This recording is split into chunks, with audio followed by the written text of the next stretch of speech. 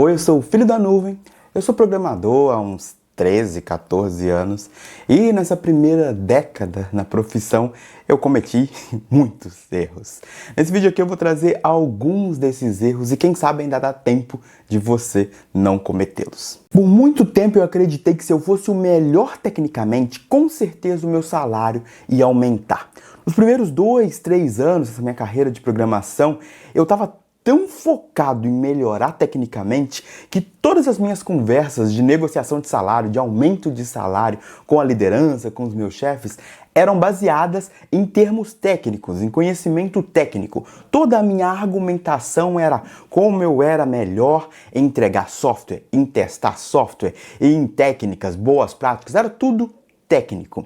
E eu mudei um pouco, ou bastante, a minha opinião sobre isso. Não acho que exista essa relação de eu melhorar tecnicamente, com certeza quer dizer que o meu salário vai aumentar. Primeiro é importante dizer que eu até entendo esse meu comportamento e eu realmente acredito que no começo da carreira a gente precisa se provar tecnicamente. Ninguém vai dar um emprego pra gente se a gente não mostrar que a gente consegue entregar valor técnico, que a gente consegue entregar software ou ajudar nessa entrega de software. Então, eu entendo esse meu comportamento lá de trás. O problema é que eu fiquei nessa pira de conhecimento técnico por mais tempo do que eu deveria, na minha opinião. Sim, o tanto que eu recebo por hora hoje tem a ver com o meu conhecimento técnico, mas também tem a ver com muitas outras coisas.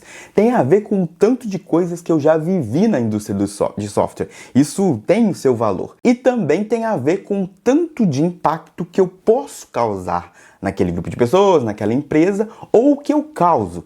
Então não é só exatamente o conhecimento técnico que vai fazer o meu salário aumentar, não é só sobre isso. Quando eu falo de impacto na empresa, impacto naquele time, nem sempre o impacto tem a ver com código. Eu até posso dizer que na maior parte das vezes o impacto não tem a ver exatamente com código. Por exemplo, vamos criar uma situação aqui. Vamos supor que você é um programador, uma programadora numa equipe e você criou um certo sistema que manda newsletter, que manda e-mail em massa para a base de dados da sua empresa lá. E aí, um certo dia, um dia antes de ser enviado uma newsletter super importante sobre uma promoção de Black Friday, de Natal, que seja, a pessoa do time de marketing chega para você e pergunta como que ele faz para enviar a newsletter para um grupo de pessoas da base de dados e não para todo mundo. Só que na especificação do projeto, o que você implementou, o que foi pedido para você implementar, não era isso. O pedido era enviar e-mail para todos os usuários da base de dados e não para alguns desses usuários. Então você entra nesse impasse de que, ok, a feature não atende esse requisito e você tem algumas atitudes, algumas posturas que você pode tomar nesse momento. Você pode simplesmente dizer para a pessoa do marketing que não vai rolar. O que foi especificado, que foi pedido para o software fazer, não incluía esse cenário e não vai ser possível implementar, testar e entregar o software a tempo, né, até a promoção de amanhã ou a newsletter que tem que ser disparada hoje. Então uma das respostas pode ser, infelizmente, não dá. A segunda postura que você pode tomar é que você pode levar essa conversa que você teve com o pessoal de marketing para o sua liderança, para a pessoa que é responsável por cuidar da priorização das tarefas. Você pode falar, olha, aconteceu isso, o software não faz porque não estava especificado, a gente precisa priorizar essa funcionalidade ou discutir melhor com o time de marketing. A sua terceira postura é tentar encontrar uma solução. Sabe quando a gente fala, todo mundo fala, que o trabalho de um programador ou programadora é resolver problemas e não exatamente programar. Então, tem um problema acontecendo. Como que a gente consegue resolver ele? E se você pegasse o código que você implementou para o software em si e adaptasse ele num script para conseguir buscar no banco de dados a lista reduzida, os e-mails que são necessários para disparar essa lista, né, essa newsletter. Ou até mesmo receber um array de e-mails, pede para a pessoa exportar um Excel, um CSV, e aí o script pega nesse CSV e dispara só para esse grupo. Então, essa terceira postura é a postura onde você tenta encontrar uma solução para o problema. Você pode envolver a liderança ou não, mas isso já mostra como que você está disponível para aquele time de marketing. E isso é muito valorizado. Essa disponibilidade que você teve para ajudar a equipe de marketing vai ser lembrada, vai criar uma relação forte entre você e aquele grupo de pessoas. Você vai ser lembrado ou lembrada pela pessoa que desbloqueou aquela equipe naquele dia. Você vai ser lembrado por eles. Quando acontecer um novo problema, pode ser que a equipe de marketing venha direto em você, porque você já ajudou naquela situação, então talvez você ajude de novo. Isso tem um certo nível que a gente tem que ter cuidado, porque essa comunicação direta com uma equipe pode até causar problemas para o trabalho do dia a dia. Você acaba virando uma pessoa de suporte para aquela equipe. Então tem um ponto um pouquinho que a gente tem que tomar um cuidado, mas tem uma imensidão de pontos positivos nesse relacionamento forte que está sendo criado. Você vai ser lembrado. Quando você é lembrado, né? Quanto mais você é lembrado, mais influente você acaba se tornando. Quanto mais influência você tem num grupo de pessoas, mais valor você está entregando. Quanto maior o valor que você está entregando, maior é a sua possibilidade de negociação salarial. Então, é uma cadeia que te leva a ganhar um salário maior e, no fim das contas, não tem a ver com o técnico. Você que programou um script e tal, mas não tem a ver com o técnico. Ninguém sabe do que você fez, se você seguiu boas práticas, se passou por testes, se não passou, você resolveu o problema. O segundo erro que eu vou trazer aqui nesse vídeo é o erro de acreditar que um sênior não pode saber menos do que uma pessoa júnior, uma pessoa iniciante. Eu acreditava nisso no começo da minha carreira e isso foi uma besteira completamente. Esse assunto de júnior, pleno e sênior é uma das coisas mais inconclusivas da nossa área. Nunca vai ter uma conclusão e eu já aceitei isso. Na verdade, posso trazer em outro vídeo, mas eu fiz um vídeo, tem uns 3 anos esse vídeo provavelmente, que eu dei uma definição do que é júnior, pleno e sênior pra mim. Eu já devo ter mudado de ideia umas 3 vezes desde que eu publiquei esse vídeo, mas eu ainda acho um vídeo legal, vou deixar aqui embaixo, caso você tenha interesse. Quando a gente conquista a nossa primeira vaga no mercado, né, como programadora júnior, a gente passa por um período nessa vaga que o que a gente mais quer é não ser um programador júnior. A gente tem aquele pensamento de, nossa, um dia eu vou ser sênior, eu vou ser uma pessoa sênior, eu vou ser muito foda e tal. E isso acaba gerando muitas vezes uma certa atitude ou uns pensamentos meio tóxicos dessa pessoa júnior. Pois é, muita gente fala na internet sobre sênior tóxicos, mas também existem, eu trago aqui pra você, júnior tóxico também. Porque esse pensamento de que, eu vou ser fodão em ser um sênior, às vezes faz com que você acredite, e eu acreditava, que o sênior sabe tudo, que o sênior tem todas as respostas. Por exemplo, eu já estive em situação onde eu estava lá na minha tarefa, lá como júnior, e aí eu pedi ajuda para um sênior e o sênior não conseguiu me ajudar. Não conseguiu resolver o meu problema, ou mesmo, até tecnicamente, o sênior nem sabia do que eu estava falando tecnicamente. Por exemplo, vou dar um exemplo aqui.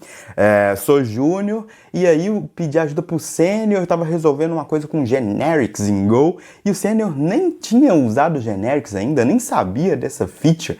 E aí eu lá ficava pensando na minha época, né? Ou eu posso pensar nessa situação hipotética, poxa, pedir ajuda para esse sênior, para essa pessoa sênior, e ele nem sabe, ela nem sabe por onde passa essa feature, nem conseguiu me ajudar.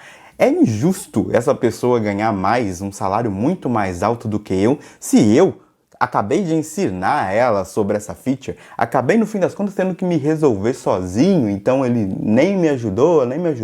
Então isso gera uma coisa um pouco tóxica na minha opinião. De novo, não é tudo sobre o técnico, talvez esse vídeo seja todo sobre isso até agora, mas não é tudo sobre o técnico. Uma pessoa sênior não está ali para ser a pessoa que tem todas as respostas técnicas para um júnior. Por exemplo, eu já estive numa empresa onde aconteceu um projeto onde a equipe inteira, back-ends, front-ends, todo mundo que pudesse, na verdade, ia ter que começar a programar em React. Nessa empresa tinha uma programadora júnior que ela era incrível, muito boa, sabia muito sobre React, era até uma das pessoas que estava puxando a frente ali do React, e eu era um programador back-end que ia entrar nesse projeto ali para conseguir entregar mais rápido, para conseguir desenvolver alguns componentes do React e tal. O meu papel ali era como um back-end com uma senioridade maior do que a dela, para conseguir ajudar o time a entregar o software. Porém, ela sabia muito mais tecnicamente do que eu e muito provavelmente eu ia ter que pedir conselhos para ela. Eu fiz isso, pedi conselhos, pedi code review para ela. Então, essa coisa do sênior ou, né, até mesmo do pleno, eu dei um exemplo aqui do sênior saber tudo, mas a pessoa com senioridade maior ter que saber mais que a pessoa de senioridade menor não existe isso, não é 100% verdade. O último erro que eu vou trazer aqui nesse vídeo é talvez o erro mais difícil se eu parar para pensar, porque se eu voltasse no tempo, eu não sei exatamente o que eu faria para mudar esse meu comportamento, que é a questão da timidez. Quando eu entrei no mercado de software, eu era uma pessoa muito tímida. Mas antes de dar algum exemplo sobre isso, é importante definir o que uma pessoa tímida não é a mesma coisa que uma pessoa introvertida. São duas coisas diferentes. Uma pessoa tímida é uma pessoa que muitas vezes ela tem medo de ser julgada por um grupo de pessoas, ela não se sente confortável e ela tem medo de se expor e ser julgada de alguma forma. Uma pessoa introvertida, ela não tem esse medo. Ela, até mesmo em lugares desconfortáveis, ela consegue interagir com as pessoas. Ela não é bloqueada por esse medo que a pessoa tímida tem. Então essa é a diferença entre as duas. É importante dizer também que a pessoa introvertida, por mais que ela não tenha medo, e mesmo em ambientes desconfortáveis, não é um ambiente assim, um ambiente cheio de pessoas, não é um ambiente que ela gosta muito de estar. Então, se ela pudesse escolher, ela não estaria naquele grupo de pessoas, naquelas situações totalmente sociais. Ela ia estar num ambiente um pouco mais reservado, talvez com um grupo de pessoas bem menor. Então não tem a ver com medo, mas tem a ver com um gasto de energia. Uma pessoa introvertida, ela gasta energia quando ela está num grupo de pessoas. O que é diferente de uma pessoa extrovertida, que quando está num grupo de pessoas, a pessoa se sente recarregada, sabe? Tem pessoas que se sentem muito recarregadas de energia quando estão em grupo. Mas enfim, vamos voltar agora para a questão do meu erro de ser tímido no começo da carreira. Eu era tímido no ponto de, quando eu estava em grupo, em reuniões, eu não dava opiniões, eu não perguntava, eu não dava ideias, porque eu tinha medo de ser julgado por aquelas pessoas. Às vezes o grupo nem era ameaçador no nível, eram pessoas com que eu convivia, eu almoçava com aquelas pessoas, eu passava muito tempo da minha vida com aquelas pessoas, a gente contava piadas, a gente falava sobre as séries, os filmes que a gente via, tinha um entrosamento, eram amigos ou colegas de trabalho, mas mesmo assim eu me sentia com medo de ser julgado, eu me sentia com medo de me acharem burro, era um tipo de medo de descobrirem que eu era um impostor, que eu não devia estar naquele lugar. Talvez hoje eu consiga chegar nessa conclusão, apesar de não estar falando exatamente da síndrome do impostor, mas eu tinha medo, muito medo de ser julgado. E por não participar, o meu desenvolvimento realmente foi muito mais lento do que se eu tivesse participado. Se eu tivesse opinado, se eu tivesse perguntado, eu ia estar aprendendo muito mais. Afinal, se eu não participava nesses pontos, se eu não dava opinião, eu não estava gerando impacto. Se eu não estava gerando impacto, a gente volta para o primeiro ponto do vídeo aqui, que é eu não estava entregando valor, ou o valor que eu poderia entregar para a empresa. E se eu não estava entregando esse valor, a minha negociação também salarial, né, tipo, os aumentos que eu poderia receber eram menores, eu não causava tanto impacto assim. Então, no fim das contas, tudo tá meio que ligado. Eu disse que esse ponto era difícil aqui nessa lista, né, dizer que foi um erro, porque também eu não sei, se eu voltasse no tempo, o que eu faria para não ser tímido. O que eu faria diferente? O que faz uma pessoa deixar de ser tímida ou ser menos tímida? Eu não tenho a resposta para isso. Mas eu virei essa chave. Eu não me considero mais uma pessoa tímida. Eu não tenho mais medo de falar, de dar minha opinião, de falar coisa errada. Não existe esse medo mais. Porém, eu me considero sim uma pessoa introvertida. Eu não tenho medo, eu interajo com o grupo, mas eu sei que esse tipo de interação muitas vezes me desgasta. Então eu meço bastante o meu nível de interações. Eu não sou uma pessoa que vai ficar falando o tempo todo na reunião, em toda reunião. Eu sou uma pessoa mais comedida, mais no meu canto. Mas dou as minhas opiniões, não tenho medo. Sempre que eu vejo alguma coisa que eu acho que não tá certo, eu interajo no meio, que é uma coisa que eu não fazia quando eu era tímido. Mesmo estando contra uma decisão, eu não opinava, por exemplo. Então isso era bem ruim. Com certeza, em uma década de carreira, eu poderia trazer vários outros vídeos aqui listando erros da minha carreira. Quem sabe eu não volto para falar de outros, mas eu quero que você deixe aqui embaixo algum aprendizado, porque no fim das contas esses erros são aprendizados. Algum aprendizado, algum erro que você teve na sua carreira de programação, ou até mesmo agora, que você está estudando ainda, se você já tirou alguma coisa desse seu período de estudo. Você pode também comentar aqui embaixo se um desses tópicos, se você já foi super tímido, super tímida, se você conseguiu ultrapassar isso, se você está tendo dificuldade agora, essa relação com dinheiro. Vamos bater um papo aqui nos comentários e eu vejo você no próximo vídeo.